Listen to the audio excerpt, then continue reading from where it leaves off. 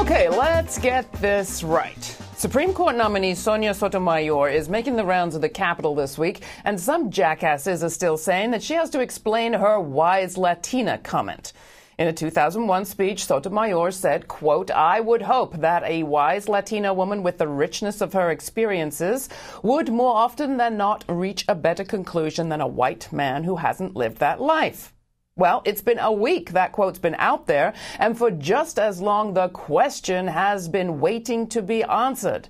A better conclusion about what subject?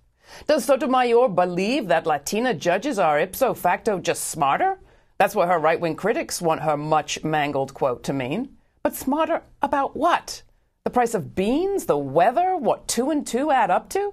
Not exactly. While the money media have spent the week making that comment controversial, which is now what they call it, the non-profit media watch group FAIR, where I once worked, looked at the transcript of the speech, and they report, drumroll, the topic under discussion was race and gender discrimination.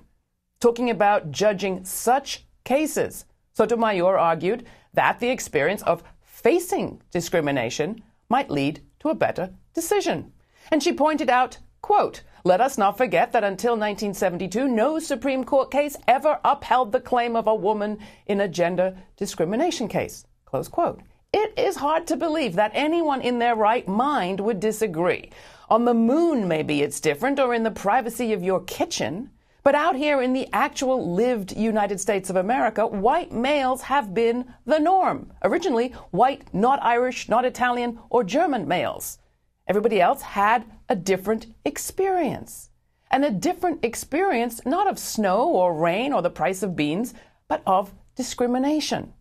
In a week that saw the killing of an off-duty police officer by another police officer in New York because the shooter took the victim for a criminal, the fact that the victim was black made a difference.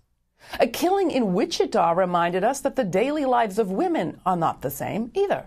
Women seeking legal medical care and the people who look after them are subject to the kind of daily harassment, vandalism, and threats that no corporate CEO would tolerate from a workers' group for a weekend.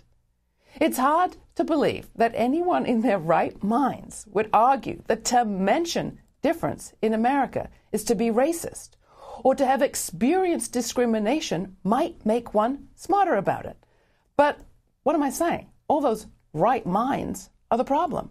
Right minds would rather that we pretend we're all already equal, because then some of us might stop working to make reality that way. Well, spare us. That's all we have time for today. You'll find everything you've seen on the show at our website, GRITtv.org. There's a place to comment on every story. While you're there, join our mailing list so we can let you know what's coming up on Grit TV, and go for it. Subscribe to our video or audio podcast. All the information is at the website.